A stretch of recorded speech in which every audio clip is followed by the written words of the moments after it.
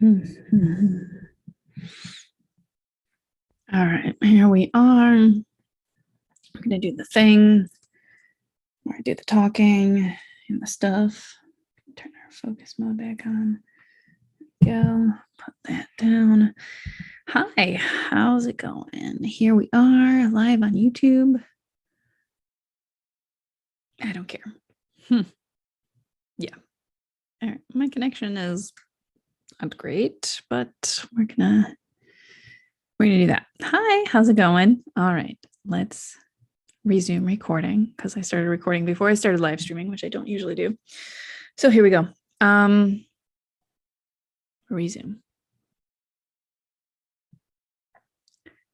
Hello and welcome back to the Martial Arts and Crafts Podcast. I am Sarah Deacon, your host. It's great to be with you again this week. I am talking about, well, kind of about how things are not really about what they seem to be about again. This is a subject that comes up a lot for me, where I think I am really digging into a certain topic or subject or issue, and what the real issue is actually not what I first thought. So this episode, we're going to be talking about dancing because, it's fun.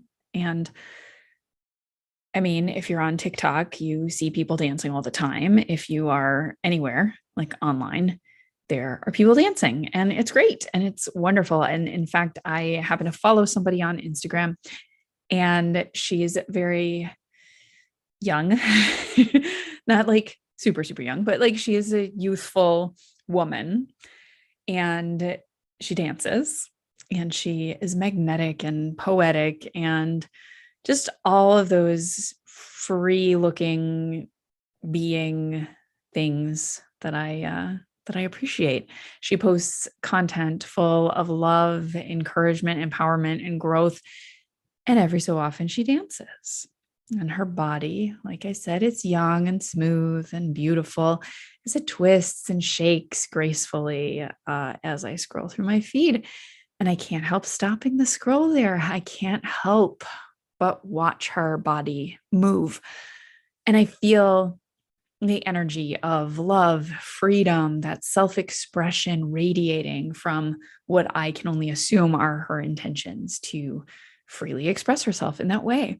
I feel her dancing to the rhythm of the universe, to the rhythm of her heart, to the beat of the poetry that then flows down through the captions. Now, on social media, we are expected to do this, to put ourselves like this out on display, but do it in a way that's authentic, but don't be too cringy about it either. Be real, but entertaining.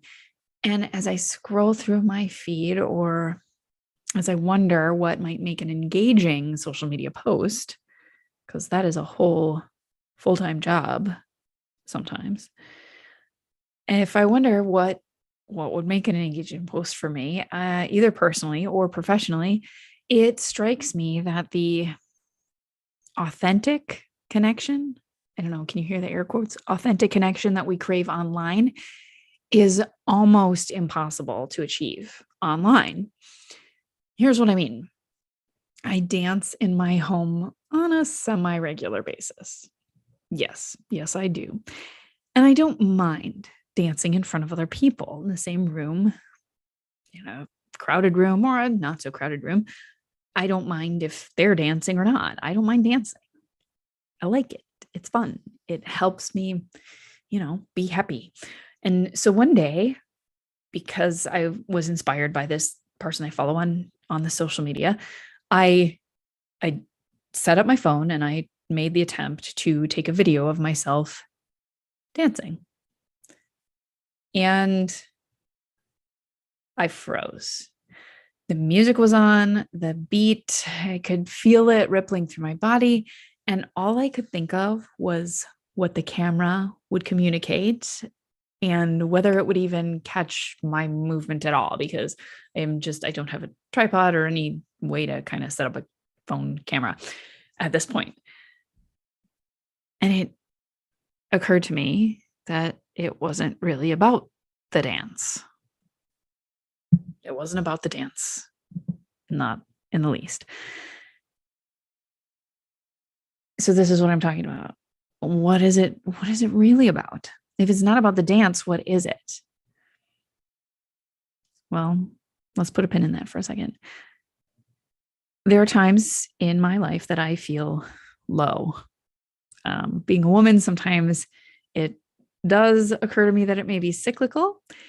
But other times it's just, I don't know, whatever is going on in my thoughts and my feelings, I just feel low. And I will, there was one day I was feeling super, super low and I woke up that way. I could find reasons or explanations, stories, excuses for it.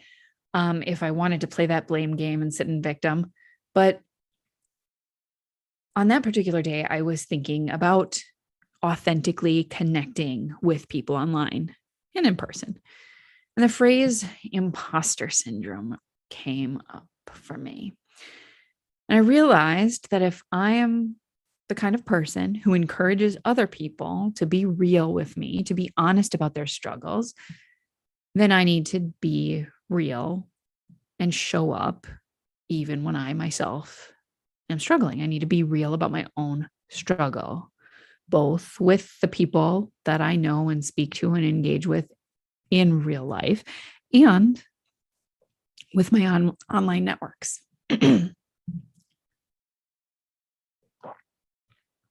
And with my online networks. And this realization felt pretty confronting to me, actually. I tend to want to rush the process of moving through those down times to keep that stuff out of sight. I, like many of us, I struggle with judging my more negative feelings. So I want to keep that stuff out of the light, out of other people's view. I want to be seen as this strong person and a person who has solutions. Well, how can I be seen as a person who has solutions if I'm not real about the problems that I struggle with too? Okay, so yeah, we all do this. I mean, I can't speak for every single person in the world, but I think many of us do this, right? We act strong, especially if we're parents or if we have people in our lives who rely on us, right? So we do this. We judge ourselves. We try and move through it quicker than maybe we might be ready to do. And the thing about me, though, is I am also truly, truly an eternal optimist. I can find the silver lining in almost any cloud. I tend to be positive nearly to a fault. Most of the time, it is 100% genuine. I can honestly see and appreciate that silver lining, even in the darkest clouds. Okay. So I know that I have this ability to turn almost any situation into a positive one. Even when I'm feeling low, I can talk to myself about it and say, wow, isn't it wonderful that I can love myself even when I'm feeling this way? Or isn't it amazing that I have such a passion and ability to feel this emotion, or a passion for the people about whom I'm thinking? Whatever it is, whatever story I can tell myself to make that spin back in the direction of optimism, it helps sometimes when it's coming from that genuine place and a healthy place. But I know that I also excuse me. I also know that I have to allow myself to sit in the dark sometimes too, in order to move through those tougher times in a healthy, self-honoring way, really holding that space of love for those more challenging emotions, the ones that I judge as negative or as brutal or as bad. Okay. And I do work really hard not to call things good, bad, right, wrong, those kinds of things. So back to this little side story here. In an effort to be authentic, to show up that way and to connect with people on that authentic level, I wrote a Facebook post. I wrote a Facebook post. It was just a really short one. I stated honestly that I was feeling low and that my thoughts about myself were not being kind to me that day. This was not something that I took lightly, putting it out on a Facebook post. When I post on social media, it is many times, I want to say close to 100% of the time, extremely intentional. I don't want to just drop any random thing into your feed if you happen to be one of my friends or followers. If I'm lucky enough to get a few seconds of your scroll time, I want to make it feel like it's not time wasted, right?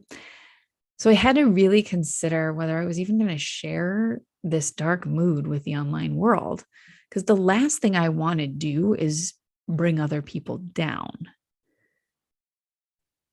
So I really sat with whether to keep it inside and rely on myself alone to move through it, or to take this step and trust that my network of people were gonna, I don't know, experience it in the loving way that I put it out there to express, if that makes sense. And what I mean by this is that I've talked about this with self-care before. Most of us people in the world out here doing the human thing, being humans, we want to care for other people. We have a genuine desire to serve and support others. And if I withhold my struggle, my request, my need for support and to be seen in my struggle, I actually do a disservice to the people who know me and who want to send even just a good vibe or say a prayer or, just say, hey, you're not alone. We want to encourage each other. People in general, we want to offer support. We want to offer kindness. We want to offer love. We want to love, serve, and give of ourselves. So if I withhold my need, it prevents other people from fulfilling their purpose. How's that for a perspective shift, right? Okay, so when I enjoy someone's dance in my Instagram feed, it's not necessarily because I like to watch all the pretty girls dance. No judgment if that's your thing. If you're a pretty girl dancing, keep doing it. Do you, man. For me, it's much about who the dancer is and what that dancing represents for them and how I can relate to it, how I can connect to it. Like the girl I spoke about at the beginning, the freedom of it, the comfort in her own skin, the overcoming of a body image issue, right? The choice to surrender to the act of dancing on camera. See, it's not about the dance. And it wasn't about, I don't know, sharing my mood or just, I don't know, what do they call it? Vague booking about struggles. I chose to share my mood that day on social media because even though my thoughts were beating me up and telling me that I was worthless and all alone in my experiences, there are literally hundreds of people online who have found me valuable enough to friend me, to follow me. These are people who, like me, and maybe that's you, have busy lives and a lot of other things demanding their attention. These people, like me, don't always remember to connect individually, directly in real life, but they, like me, think about others, like I said, with love, with kindness, with care. And these are the kind of people I choose to connect with in person, online, everywhere. And I know this about them because I know this about myself. I know this about you. You care. You just can't always give yourself directly in real life to 500 plus people on a regular basis. Okay. And that goes back to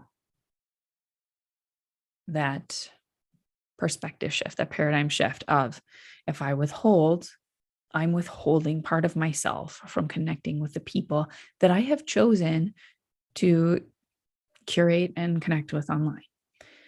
So I intentionally chose to share this dark mood, my not so nice thoughts.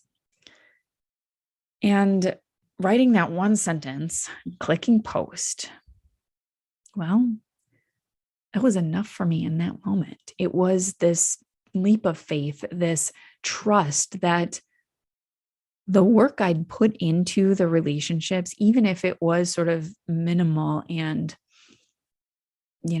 effortless to cultivate this community, to put that trust out there that it wouldn't be time wasted. It's what my soul was telling me I needed to acknowledge in my hurting heart and honor that present emotion.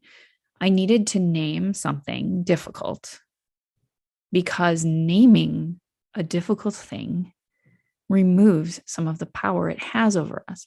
The reason we get so caught up in our own thoughts about things, in our own judgments, in our own heads, because we resist bringing it fully to light.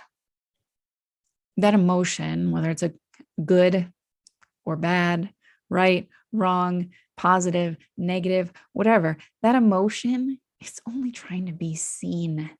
And when I try so hard not to see it, it grows and finds new ways to pummel me. Okay. So that was my dance. And I bet based on what I've been saying, what happened next. I learned how worthy and how connected I truly am. My support network, the community that I have cultivated as friends and followers online, they showed up to commiserate, to send love, to send kind thoughts, and even offered to help. And in that moment, I honestly didn't know what help looked like. The act of saying it, of naming it, that was the help that I offered myself, the help that my community showed up to give. I chose these, sort of a few different ways to carry myself through that darkness to the other side, like dancing without a camera. And the light that my family, my friends, all the people, the light they showed me online in response to this deeply felt admission that, hey, life was hard in that moment. That light that they showed me lifted me up even higher than just the act of putting it out online. So I want to free myself from my own expectation that my online persona has to be positive and encouraging all of the time. Because that's sometimes what I get caught up thinking about. I need to be the rock. I need to be steady. I need to be positive. I need to be encouraging. I need to be, high vibe only, like good vibes only all the time. And that's inhuman. That's not how we roll as human beings in human bodies. And I want to free myself from the story that being down on myself means that I'm also not equipped to lift someone else up and inspire them. It is entirely possible that by stepping out and being vulnerable in this way, I actually give someone else permission to do the same and enrich their own experience as a result. Yes, every single thing we put out online or in front of someone else in any way is a curated performance, some way, shape, or form. Curating our performances in such a way that we get to the heart and soul of an issue or experience can lead to an even more authentic connection than what might otherwise be possible. Let me say that a different way. If I, like I did with this, I am feeling down post, if I can sit with that and be intentional about sharing all the different facets and curating it in such a way that encourages connection, that leads to those deeper levels of relationship, of interconnectedness, of interdependence on one another. And that's not always possible if I just shut down the negative or keep it offline even. So as much as I struggle with the superficiality of online connections, there really is and can be some powerful movement in that area. And that's the tension I sit with and struggle with sort of every time I post, every time I have an experience in life and I second guess myself. Should I pull out the camera? Should I record this? Should I share this? Or do I want to choose to be in the moment and just experience it for myself, like in real time, in the present moment? Because every time we pull out that camera, it takes us out, and then it's a curating act. Okay. And this is, again, it's the line we all have to walk. And for some, it's going to be dancing in front of the camera. For others, it's going to be admitting when we're having a hard day. And this is part of the same thread that weaves us all together. So if you're feeling isolated, remind yourself of this. You don't have to dance in front of the camera, but I would invite you to dance in a way that connects you to your body and to your soul. Dance in a way that makes you feel brave and vulnerable and silly and wild. Dance like nobody's watching, and dance like everyone is. Dance to unlock your truth and take yourself to a new level of freedom, a new level of self-expression, a new level of understanding or visibility. Dance to connect, dance to release, because it's not about the dance itself. It's about finding your own way to let go of all the junk you're telling yourself like it matters, when deep down, we all know, we both know, it doesn't matter. It doesn't. What matters is, well, maybe a topic for another episode on another day. What matters is love. What matters is connection. What matters is being. What matters is your innate freedom to be, to express, to love, to live. What matters is you. Your connection to yourself, your connection to everyone and everything else, your connection to the universe, because we are all connected. We're all part of the same stuff. So I hope that you enjoyed this episode, and I hope that it encourages you to connect in a new way, or to see the ways you connect a little bit differently. Thank you for listening. If you'd like to hear more from me or interact with me directly, you can go to my website, sarahdeacon.com. You can find me on social media at Sarah Deacon Coach. That's on Facebook, Instagram, Twitter at Sarah Deacon Coach. Or for more about the artsy craftsy side and podcast stuff, you can find me on social media at My Martial Arts, the letter N, crafts.com.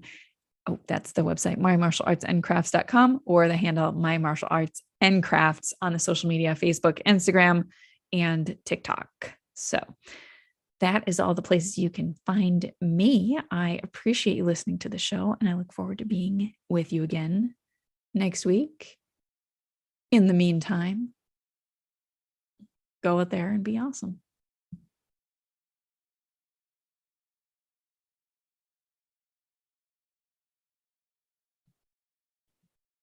And there's the episode. Oh, good. I was recording. Recording has stopped. And now we are on ending the stream. I have to apologize for my little coughing burst if you're listening to this on YouTube. So yeah, I had just a dry throat, needed to drink water, but I should have muted my mic. So I apologize for that.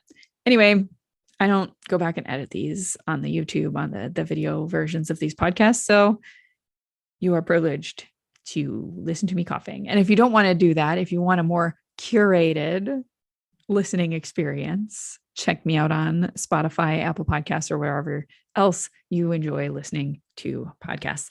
And until next time, bye. Wave until it shuts down. Wave until the live stream ends.